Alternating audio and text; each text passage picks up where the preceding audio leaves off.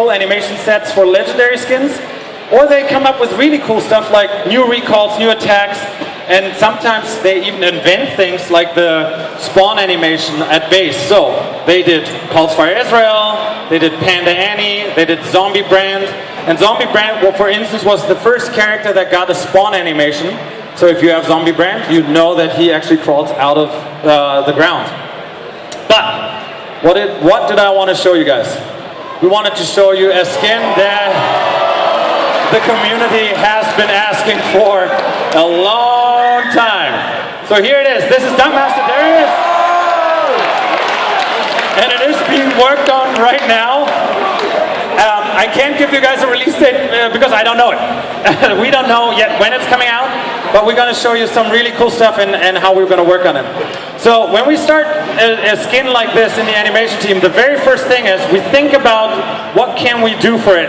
Well, we need a dribble animation for the idle pose. The idling is when he just stands around. So sometimes it's really fun to just let a character sit there and see what the character is doing, because sometimes we do really fun animations there. Also, we need a run cycle, right? He has to dribble the ball at all times. Then, of course, we need the custom slam ultimate animation, and in order to make it really fun, we don't do one, but we do 3 of them. So every time you kill someone, you might see a different one. If you do a pentakill, then you will see some of them again. Then we need a new recall animation to really show how cool this basketball skin is. So the slam dunk recall. And we need, if you hit crippling strike, we need a quick dribble so people clearly know that there's a difference when you hit that button. Okay, let's talk about the ult slam. Everyone has been waiting for it. There you go. It should be a Timo down there, not an Annie, but it's fine. So when we start an animation, we start with something that we call thumbnails. The whole idea behind that is understanding the motion. So what is actually going into a slam dunk animation? These are very rough sketches that can take 5 minutes, it can take an hour, it might, like however long the animator wants to spend his time to figure out how long it actually takes to do this animation. And from there on we go into something which we call the blocking animation phase. So what is blocking animation? That's an animation technique in which key poses are created that establish timing and placement in a given shot or animation. I'll show what that is. Here, here we go. These are 4 poses that clearly describe the motion. The first one, he is in air. The second one, he's starting to come down, but his arm is dragging, and I'll talk about that in a moment. Then another pose where he's really deformed, and then the pose where he actually hits the ground. So let me show that. Here is a smear frame, right? This is actually something you will see in the game, but you might not actually see it, you might more feel it. It's an animation trick to support exaggerated poses and timing to keep the motion feeling fluid. The end result is that you feel it, but you don't see it. This frame is on screen for 1/30th of a second. And what it does, it tricks the eye to believe that there's something like motion blur. It makes something look very squashed and stretchy, and it makes it look like you have a high impact when you hit the ground.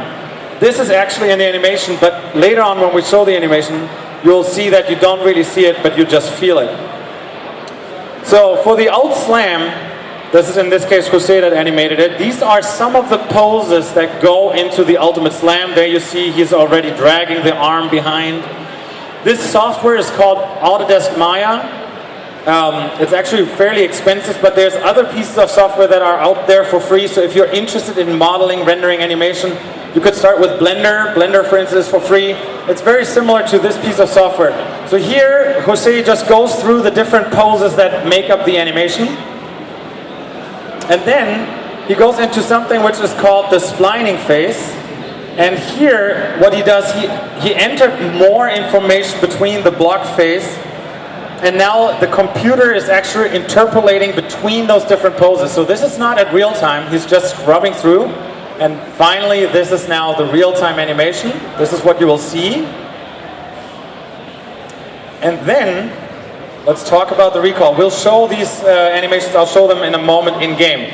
So we thought it would be really cool to show off a dunk animation, but we need a little bit more time for that. You can't do that in the ultimate animation. That is about half a second long. So in this case, we wanted to have like a 3-4 second long animation, and that works really well with the recall. So this is the thing that Drew in the end ended up animating. So here's the final. If you do a recall, that's what the player's going to see. I'll show it one more time.